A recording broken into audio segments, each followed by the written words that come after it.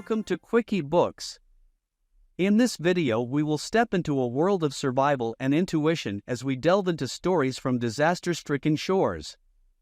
From unthinkable events to remarkable instincts, join us on a journey through these captivating tales of human resilience and the mysterious senses of the animal kingdom. Welcome to a video that will leave you amazed and pondering the extraordinary. A tsunami is a very large and powerful wave caused by earthquakes under the sea. On 26 December 2004, a tsunami hit Thailand and parts of India such as the Andaman and Nicobar Islands and the Tamil Nadu coast. Here are some stories of courage and survival. Part 1. These stories are all from the Andaman and Nicobar archipelago. Ignesious was the manager of a cooperative society in Kachala. His wife woke him up at 6 a.m. because she felt an earthquake. Ignesious carefully took his television set off its table and put it down on the ground so that it would not fall and break. Then the family rushed out of the house. When the tremors stopped, they saw the sea rising. In the chaos and confusion, two of his children caught hold of the hands of their mother's father and mother's brother and rushed in the opposite direction. He never saw them again. His wife was also swept away. Only the three other children who came with him were saved. Sanjeev was a policeman, serving in the Kachala island of the Nicobar group of islands. He somehow managed to save himself, his wife and his baby daughter from the waves.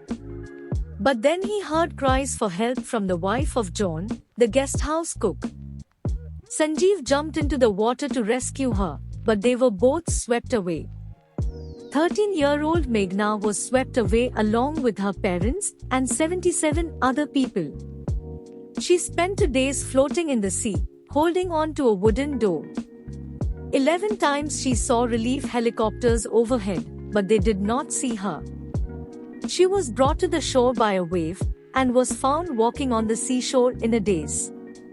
Almas Javed was 10 years old. She was a student of Carmel Convent in Port Blair where her father had a petrol pump. Her mother Rahila's home was in Nankri Island. The family had gone there to celebrate Christmas. When the tremors came early in the morning, the family was sleeping. Almas's father saw the sea water recede. He understood that the water would come rushing back with great force.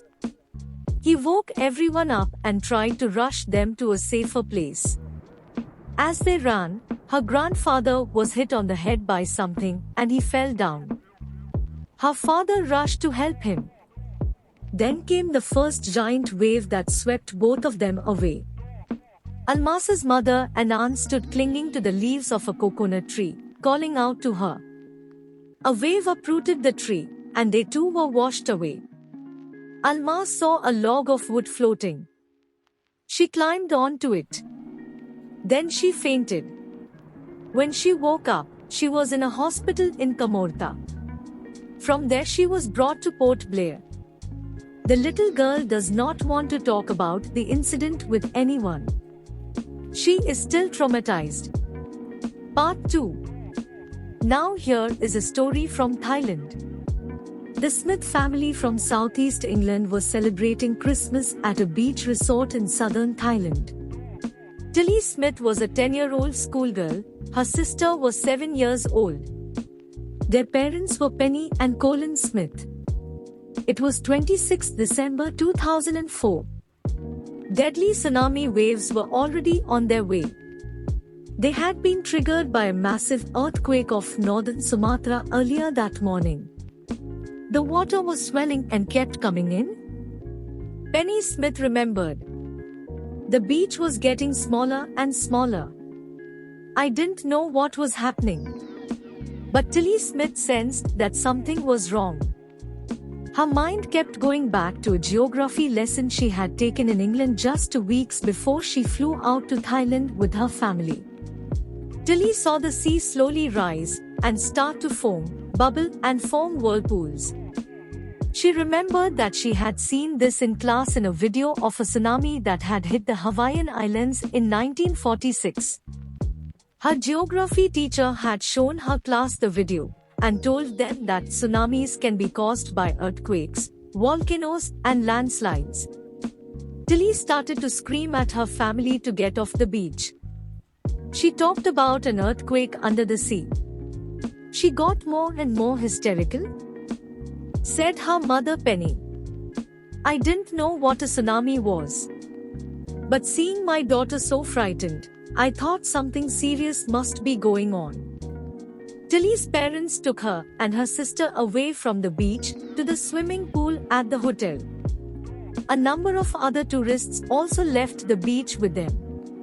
Then it was as if the entire sea had come out after them. I was screaming, "Run!" The family took refuge in the third floor of the hotel. The building withstood the surge of 3 tsunami waves. If they had stayed on the beach, they would not have been alive. The Smiths later met other tourists who had lost entire families. Thanks to Tilly and her geography lesson, they had been forewarned. Tilly went back to her school in England and told her classmates her terrifying tale. Part 3. Before the giant waves slammed into the coast in India and Sri Lanka, wild and domestic animals seemed to know what was about to happen. They fled to safety. According to eyewitness accounts, elephants screamed and ran for higher ground, dogs refused to go outdoors, flamingos abandoned their low-lying breeding areas, and zoo animals rushed into their shelters and could not be enticed to come back out. Many people believe that animals possess a sixth sense and know when the earth is going to shake. Some experts believe that animals' more acute hearing helps them to hear or feel the earth's vibration. They can sense an approaching disaster long before humans realize what's going on. We cannot be sure whether animals have a sixth sense or not. But the fact is that the giant waves that rolled through the Indian Ocean killed more than 150,000 people in a dozen countries, but not many animals have been reported dead. Along India's Cuddalore coast, where thousands of people perished, buffaloes, goats and dogs were found unharmed. The Yala National Park in Sri Lanka is home to a variety of animals including elephants, leopards, and 130 species of birds. 60 visitors were washed away from the Patnangla beach inside the park, but no animal carcasses were found, except for 2 water buffaloes. About an hour before the tsunami hit, people at Yala National Park had observed 3 elephants running away from the Patnangla beach. A Sri Lankan gentleman who lives on the coast near Gale said his 2 dogs would not go for their daily run on the beach. They are usually excited to go on this outing, he said. But on that day they refused to go, and most probably saved his life. And so, dear listeners of Quickie Books, we've reached the end of our journey through these gripping and heart-wrenching stories. From the tranquil shores of the Andaman and Nicobar archipelago to the sun-kissed beaches of Thailand, and even the mysterious instincts of the animal kingdom, we've traversed tales that remind us of the fragility of life and the resilience of the human spirit.